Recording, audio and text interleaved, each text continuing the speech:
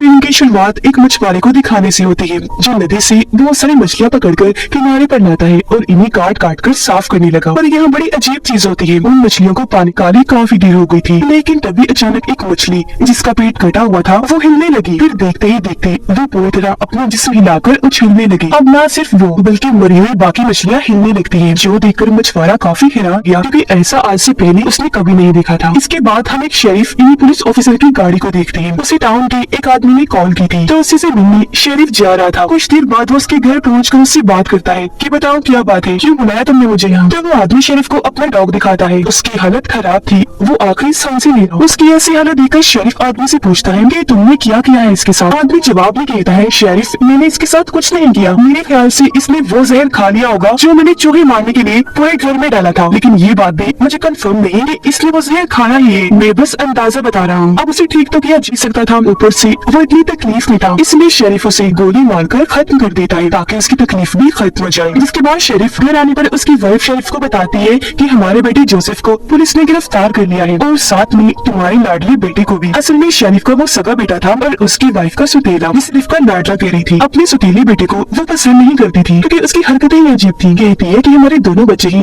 Police की हिरासत में हैं, तो आप जल्दी कुछ कीजिए, फौरन पुलिस स्टेशन जाइए और उन्हें छुड़वा कर ले आइए। जिस पर शेरिफ कहता है, मैं जल्दबाजी से काम नहीं ली, अभी सब्र कर जाओ। जो कहने के बाद शेरिफ वहाँ से अपने डैड के पास जाने के लिए निकल जाता है। शेरिफ का डैड वही मछुआरा था जिसे हमने शुरुआत में देखा। शेरिफ जब वहाँ पहुंची तो डैड उसी वो मछलियाँ दिखाते हैं जो मरकर दोबारा जिंदा हो गई थी, अजीब तरह से कूद रही थी। ये चीज शेरिफ ने भी पहली बार देखी थी। वो कहता है कि आप इतना मत सोचिए इस बारे में, चलो इन मछलियों को जिला देते हैं। पेट्रोल कैन निकालने के लिए वो अपनी गाड़ी के पास गया, गाड़ी की डिग्गी खोली तो हैरत, वो डॉग जिसे कुछ देर पहले शेरिफ ने मारा था वो दोबारा जिंदा हो गया था, उस पर हमला कर देता है। तब शेरिफ जैसे तैसे अपनी जान बचाने के लिए पीछे हटा और उसे दोबारा गोली से उड़ा देता है। इस बार गोली उसके सर पर लगी थी तो डॉग अब आखिरकार यहाँ मारा जाता है। उसके मरने के बाद शेरिफ के डैड उन मछलियों और डॉग को एक चीज में डालकर आग लगा देते हैं ताकि इन मुसीबतों का जड़ से ही खात्मा हो जाए जो मर कर दोबारा जिंदा हो रही है। जिसके बाद शेरिफ यहाँ से निकल गया। वो सबसे पहले स्टेशन जाता है अपने बच्चों को आजाद करवाने के लिए। अब शेरिफ के बेटे जिस सेल में बंद थे वहाँ उनके साथ एक आदमी को भी रखा गया था जिसकी कल रात से बहुत बुरी हालत थी, वो उल्टियाँ किए जा रहा था। उसकी ऐसी हालत देखकर शेरिफ का बेटा कहता है कि तुम मर क्यों नहीं जाते। जिसके कुछ ही देर के बाद वो आदमी खून की बड़ी बड़ी उल्टियाँ कर देता है, जो देखकर शेरिफ के दोनों बेटे काफी घबरा गए। वो जल्दी से दरवाजे के पास आकर सेल का दरवाजा पीटने लगे और बाहर से मदद मांगने लगते हैं। उनकी आवाज सुनकर शेरिफ यानी उनके डैड और एक पुलिस ऑफिसर वहाँ जल्दी से आए और सेल का दरवाजा खोलकर अंदर आ जाते हैं। पुलिस वाला जब आदमी की ऐसी हालत देखता है तो उसे लगा कि इन दोनों ने जरूर उसके साथ कुछ किया होगा जब भी उसकी ऐसी हालत हुई। पर मजीद आदमी को चेक करने के लिए पुलिस वाला जैसे उसके पास जाने लगा वो आदमी अचानक ही उठ खड़ा हुआ, एकदम से आकर पुलिस वाले को गले से पकड़कर दीवार के साथ लगा देता है और उसे खूब मारने लगा। उसने बचने की बहुत कोशिश की लेकिन आदमी पुलिस वाले के सीने पर काट लेता है। ये देखकर जोसेफ उनको छुड़वाने के लिए बीच में आ जाता है, उस आदमी के मुंह पर मुक्का मारता है लेकिन तब वो आदमी जोसेफ के हाथ पर भी काट लेता है। इस बीच पुलिस वाला खुद कुछ हो चुका था, वो एक रॉड उठाकर उस आदमी को मारने लगता है। आदमी नीचे गिर गया तब पुलिस वाला उसे इतनी बार रॉड से मारता है कि उस आदमी का पूरा सर फट गया। वो वही ढेर हो गया, मौके पर उसकी मौत हो गई। यहाँ से निकलने के बाद जोसेफ हॉस्पिटल गया अपनी पट्टी करवाने के लिए। फिर वो अपनी वाइफ से मिलता है, उन्हें पता चला कि वो माँ बनने वाली है। वो सोचती है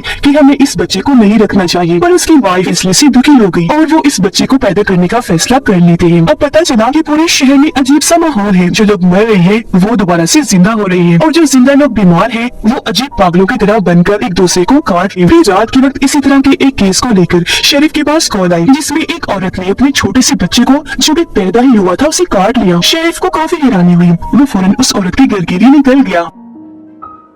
जो वहाँ पहुंचा तो वो औरत बहुत ही अजीब हरकतें कर रही थी, जिसके बाद वो शेरिफ पर भी पड़ी, उसे नीचे गिराकर पूरी तरह हमला करके काट लेती है। लेकिन शेरिफ जैसे तैसे खुद को छुड़वा कर एक बड़े से रॉड से उस पर हमला कर देता है, उसे नीचे गिराकर रॉड से इतनी बार उस पर वार करता है कि उस औरत की मौत हो जाती है। इसके बाद हमें 6 महीने की बाद का वक्त दिखाया जाता है जहाँ ये वजह नहीं आई कि ऐसा क्यों हो रहा था। दरअसल पूरी दुनिया में ज़ॉम्बी वायरस फैल गया था, काटने की वजह से दूसरा इंसान भी इस वायरस का शिकार होता और ऐसे ही वायरस फैलता था। अब 6 महीने गुजर गए थे तो पूरी दुनिया का इस वायरस की वजह से बहुत बुरा हाल था, तबाही मची हुई थी। उस माहौल में वो लोग जो इस वायरस से बचे हुए थे उन्होंने अपने रहने के लिए एक एडवेंचर जगह बनानी थी। खुद को पूरी दुनिया से अलग करके उन्होंने अपना एक एरिया बनाया जिसके चारों तरफ एक दीवार खड़ी कर दी ताकि बाहर से कोई ज़ॉम्बी उनके इलाके में ना आ जाए। अंदर रहकर वो हर रोज इन ज़ॉम्बीज़ को मारने के नए तरीके भी ढूंढती। अब यहाँ पता चला कि जोसेफ और उसके डैड शेरिफ जो ब्राउन थे उनके अंदर ज़ॉम्बी वायरस से लड़ने की ताकत है, क्योंकि उनकी खून में खास किस्म की खूबी थी जिस वजह से वो हर बारी ज़ॉम्बीज़ के काटने के बाद भी बच जाया करती थी, क्योंकि उनके जख्म बहुत जल्दी भर जाते और वायरस जिसमें भी नहीं फैलता था। ये खूबी तकरीबन सभी लोगों में थी लेकिन व्हाइट लोगों में नहीं थी। यही वजह है कि हर बार ज़ॉम्बीज़ के काटने की वजह से वो वायरस से लड़ नहीं पाते और ज़ॉम्बीज़ बन जाते हैं। अब शेरिफ का दूसरा बेटा इन्हीं जोसेफ का सुतीला भाई व्हाइट था, लेकिन वो खुद व्हाइट लोगों के खिलाफ था और किसी भी व्हाइट इंसान बाहर जिंदा है अंदर आने नहीं देता था, क्योंकि उसका मानना था कि अगर यहाँ कोई इस वायरस का शिकार हुआ तो अंदर के सभी व्हाइट लोग भी इस वायरस की लपेट में आ जाएंगे। अब आज भी एक लड़की जो जिंदा बची हुई थी उसे इस एरिया में लाया जाता है, पर उसे एक ज़ॉम्बी ने काटा हुआ था, पर वो ये बात किसी को नहीं बताती बल्कि चुपचाप यहाँ रहने लगती है। जोसेफ और उसकी वाइफ काफी परेशान लग रहे थे क्योंकि वो इस बारे में बात कर रही थी कि हमारा बच्चा जो अभी उसकी वाइफ के पेट में है, पता नहीं वो इस वायरस से बचा हुआ है ये, क्योंकि उसकी वाइफ डरी हुई थी। वजह ये थी कि वो खुद व्हाइट है और उसने कई सारे ऐसे केसेस देखे थे जिनमें बच्चा माँ के पेट में इस वायरस का शिकार हो गया और अंदर ही अंदर उसने अपनी माँ को खाना शुरू कर दिया, जिस पर जोसेफ उसे तसल्ली दी कि तुम इस बारे में इतना मत सोचो।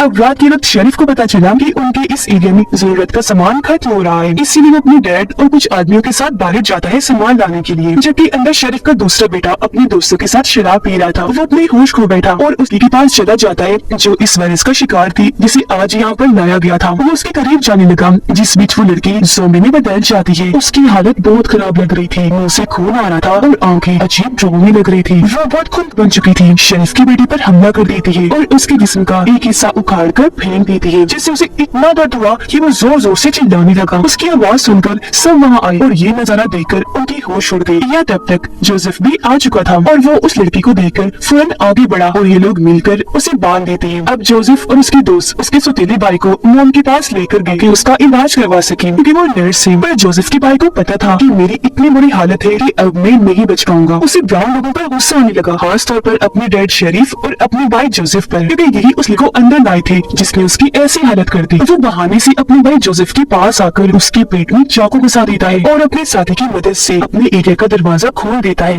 सारे ज़ॉम्बीज़ भागकर अंदर आ जाते हैं। अब थोड़ी देर बाद शेरिफ अपने एरिया की ऐसी हालत देखकर वो दंग रह गया। रेडियो के जरिए अपनी वाइफ से बात करता है तो वो बताती है कि यहाँ बहुत सारे ज़ॉम्बीज़ घुस आई हैं और हमारे ज्यादातर लोगों को उन्होंने मार दिया है, लेकिन यहाँ बस 7-8 लोग ही बचे हैं जो एक कमरे में फंसे हुए हैं। तब शेरिफ अपने एक साथी को कहता है तुम ऐसा करो, गाड़ी में बैठकर आवाज करके यहाँ से जाओ। गाड़ी की आवाज सुनकर ज़ॉम्बीज़ गाड़ी के पीछे आएंगे और ऐसे हम उनका ध्यान भटका दें, लोगों को बचा लेंगे। उस आदमी ने ऐसे किया। गाड़ी लेकर जब वो गया तो बहुत सारे ज़ॉम्बीज़ उसके पीछे पड़ गए, जिस बीच मौका पाकर शेरिफ और उसके डैड अंदर गए और बचे हुए लोगों को एक एक करके बचा लेते हैं वहाँ से बाहर निकालकर। जब शेरिफ जोसेफ की वाइफ को बचा रहे थे तो आखिर में खुद पीछे ही रह गए। तब ज़ॉम्बीज़ उन पर एक साथ झपट कर नीचे फेंक देते हैं और पूरी तरह हमला करके नोच नोच कर खाने लगते हैं। पूरी तरह शेरिफ की चीर फाड़ कर दी थी, वहीं पर उसकी दर्दनाक मौत हो जाती है। अब बचे हुए बाकी लोग बाहर आए और गाड़ी में बैठकर वहाँ से भाग जाते हैं, लेकिन वो सारी शेरिफ की मौत की वजह से बहुत दुखी थी।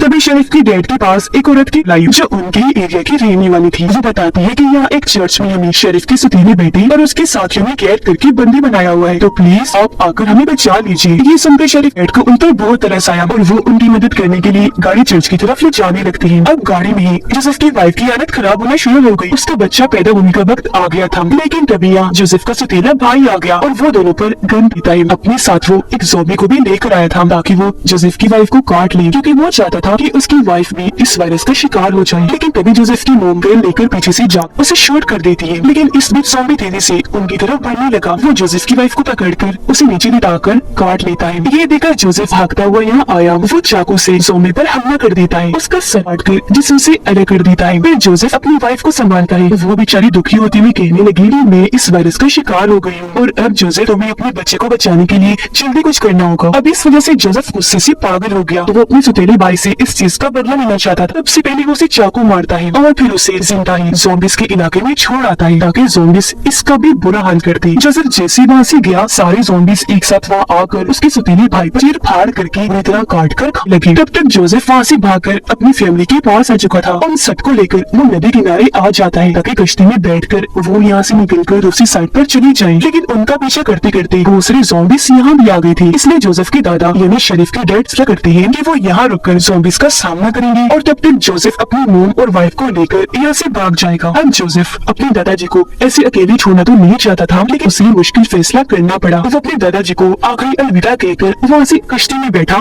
और ये लोग वहाँ से आगे निकल गए। नदी के बिल्कुल बीचों बीच सुनसान जगह पर एक कश्ती रोकती है ताकि उसकी वाइफ अपने बच्चे को पैदा कर सके, क्योंकि ये सुनसान जगह है, वो चाहे जितना मर्जी चिल्ला ले, ज़ॉम्बीज़ के यहाँ आने का खतरा नहीं है। जिसकी थोड़ी देर बाद हम देखते हैं कि उसका बच्चा पैदा हो गया, जो बिल्कुल सेहतमंद था, कोई भी खतरे वाली बात नहीं थी। जोसेफ अपने बच्चे को अपनी वाइफ को पकड़ाते हुए कहता है, लो अपनी हमारी बेटी पैदा हुई है, और ये लोग कोई महफूज जगह पर जाने के लिए आगे बढ़ रहे थे। इस फिल्म की कहानी यहीं पर खत्म हो जाती है।